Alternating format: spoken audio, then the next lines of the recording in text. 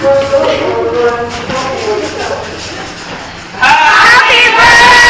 to you!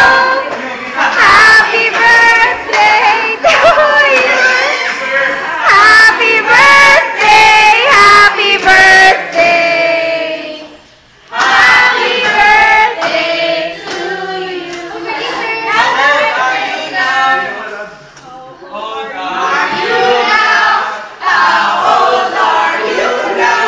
Happy birthday!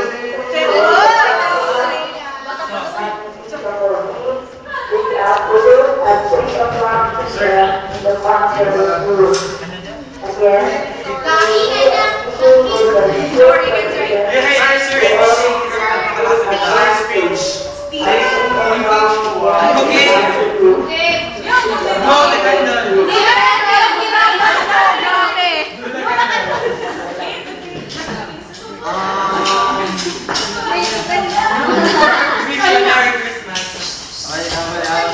Going here, as Jim told me there's a meeting.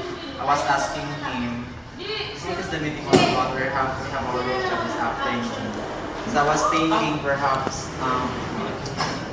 my parent daw na tumawag, so I was thinking problema siguro, that's why I came with John. I'm supposed to go with Teacher Bella. But nevertheless, thank you for this very beautiful thing you have done. Somehow you touched my life. I love you too, and may you continue to be inspired working with me until the end of the academic year. Again, thank you very much, and we'll continue working together hand in hand for the good of our country.